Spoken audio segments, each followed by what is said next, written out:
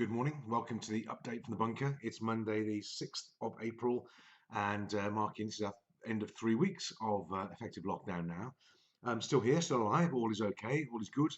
And it's beautiful, sunny day, bright blue sky, sunshine, and had 20 degrees yesterday here in the Moselle Valley.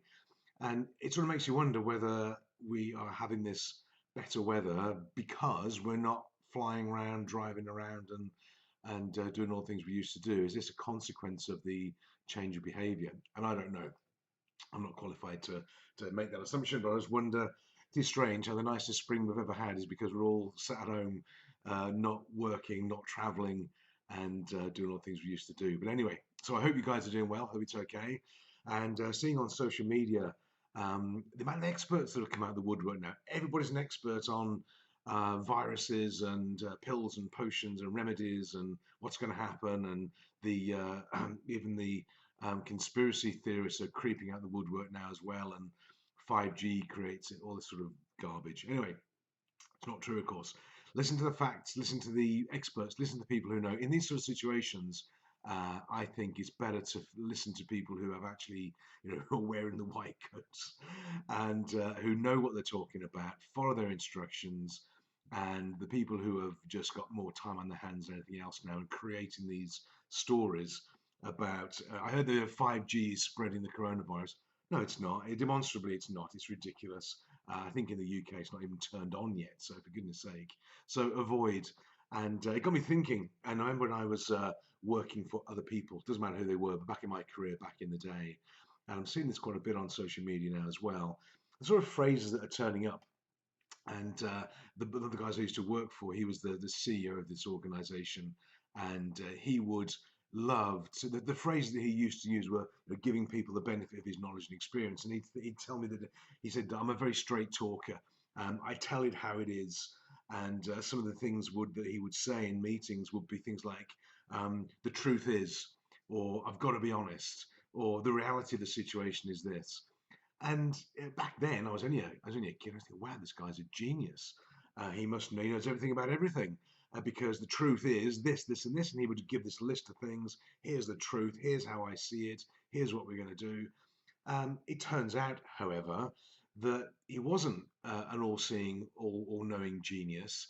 He just thought that he was.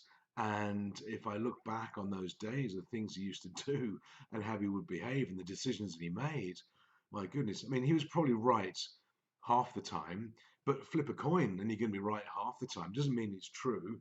And I think that one of the dangers is that people now are deciding that their view of the situation, their flavor of the truth, is correct for everybody. And I think we have to remember that there are other flavors of the truth, other visions, other beliefs, mindsets, attitudes out there that create a different truth, a different belief, a different mindset. And it has nothing to do with religion or anything like that, but it's just the perception of the situation. So when you see people saying, I'm a straight talker, I tell it how it is, and I always speak the truth, yeah, well, what they're giving is their version of it. And before this pandemic, the truth was we couldn't work from home. The truth was we couldn't be flexible. Well, that's all being kicked out now. It is now true, and we can create a different environment for ourselves. So, if you hear yourself saying it, just be careful, be aware. We all have our own ideas and thoughts and principles, but if you hear other people ramming down their ideas onto you, for example, the truth is this, and here's the blunt truth, here's the harsh reality. It's their reality. You don't have to buy into it. I think this situation is showing that the reality is whatever we make it, whatever we choose it to be. So, and the guy that I used to work for, he was a mess. It doesn't matter who he was. He was a mess. Personal life was a mess. His social life was a mess, and his business was a mess in hindsight as well. But he was absolutely clear that he knew best, and he was going to tell the truth and be. He wore the badge of honor of being blunt and being direct and telling people how it was.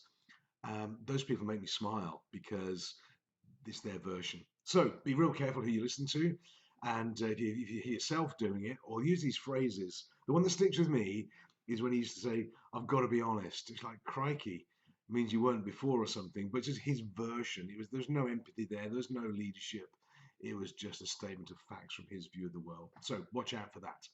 And what we're doing this week, I need a haircut again. So we're 3 weeks in. I need a haircut. Lynn's going to get the clippers out. A lot fewer blondes around now on the internet, aren't there? You can see that.